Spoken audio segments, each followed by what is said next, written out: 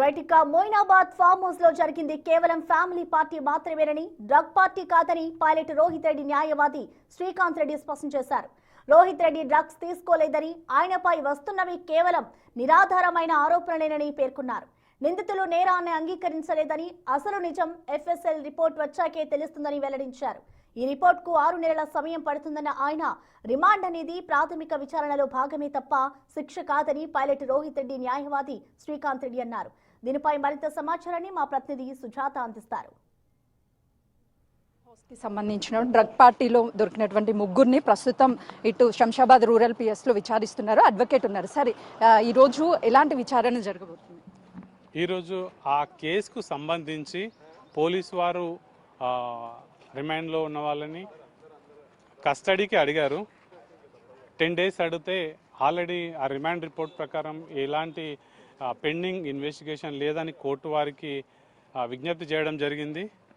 మా వాదనలు విన్న తర్వాత కోర్టు వారు అంగీకరించి ఓన్లీ 3 days సన్ రైజ్ నుంచి సన్సెట్ మధ్యలోనే అడ్వకేట్ పర్యవేక్షణలోనే చేయాలని కోర్టు వారు డైరెక్షన్ ఇచ్చారు. అంటే పైలట్ రోహిత్ రెడ్డిని, తన తమ్ముడిని, అదేవిధంగా నమీష్ శర్మని రిమాండ్కి పంపించిన తర్వాత వాళ్ళని మీరు కలిసారా? ఏం చెప్పారు వాళ్ళు? మేము ఫార్మల్గా అఫీషియల్గా కలవడం జరిగింది.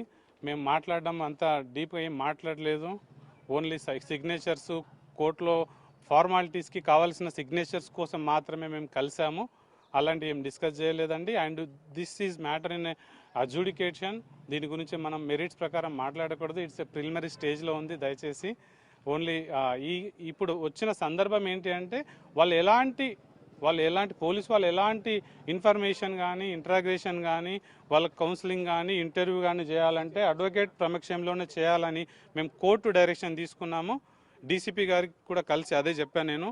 మాకు కోర్టు ఆర్డర్ ఉంది, ఏదన్నా అడగాలంటే నా ముందర అడగండి, వాళ్ళు సహకరిస్తారు. వీళ్ళు కూడా పోలీసు వారికి సహకరిస్తున్నారు. ఏ క్వశ్చన్ అడిగినా వీళ్ళు చెప్తున్నారు. దాంట్లో ఎటువంటి అనుమానం లేదు.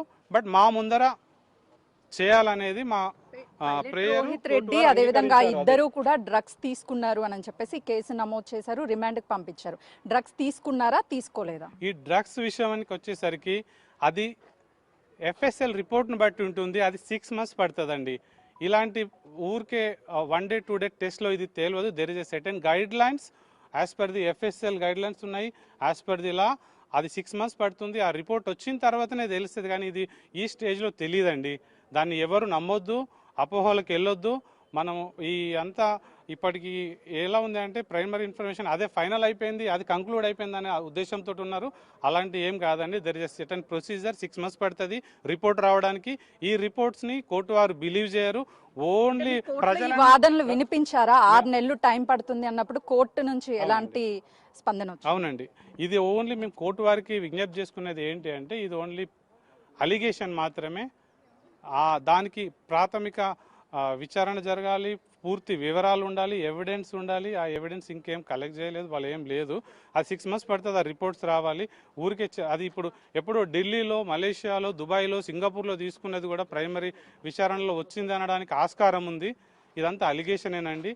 ఇప్పుడు అది ఎలా ఉంటుందంటే దానికి ఒక 6 months ప్రొసీజర్ ఉంటుంది ఆ రిపోర్ట్స్ రావడానికి.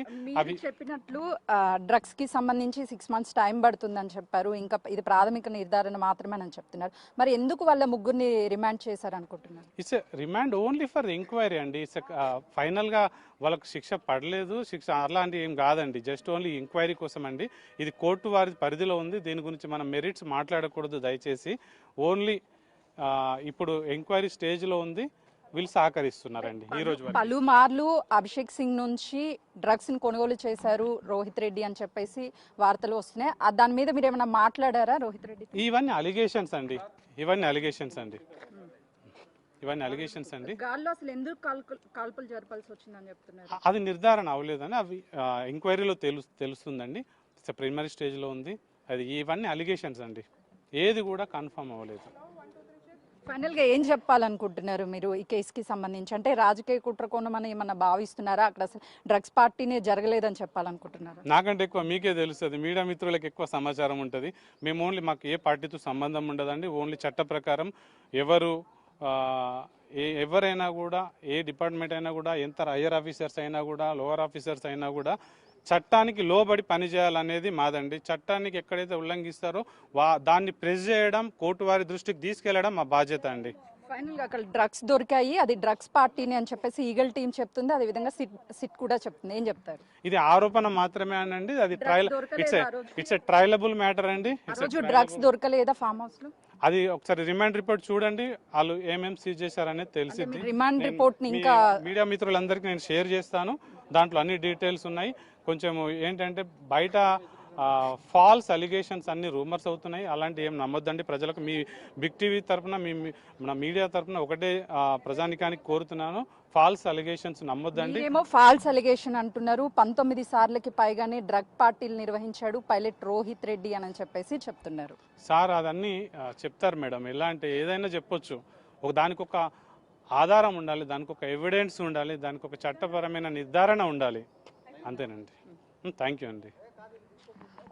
మొత్తానికి పైలట్ రోహిత్ రెడ్డి డ్రగ్స్ కేసుకి సంబంధించి ముగ్గురికి అక్కడ జరిగింది ఒక ఫ్యామిలీ పార్టీ మాత్రమే, డ్రగ్ పార్టీ కాదు. అవన్నీ అలిగేషన్స్ మాత్రమే, ఆరోపణలు చేస్తున్నారు అని చెప్పేసి అటు పైలట్ రోహిత్ రెడ్డి తరపు న్యాయవాది చెప్తున్నాడు. అయితే ఈరోజు విచారణ ఖచ్చితంగా తన న్యాయవాది ఆధ్వర్యంలోనే, అంటే వాళ్ళని మెంటల్ స్ట్రెస్కి గురి చేయడం కానీ, లేకపోతే వాళ్ళని ప్రేరేపించడం కానీ, లేకపోతే ప్రెజర్ చేయడం కానీ అలాంటివి లేకుండానే ఇటు ఇన్వెస్టిగేషన్ జరగాలి అని చెప్పేసి మేము కోర్టులో మా వాదనలు వినిపించాము. కోర్టు కూడా దానికి 3 రోజుల పాటు కస్టడీ ఇచ్చింది.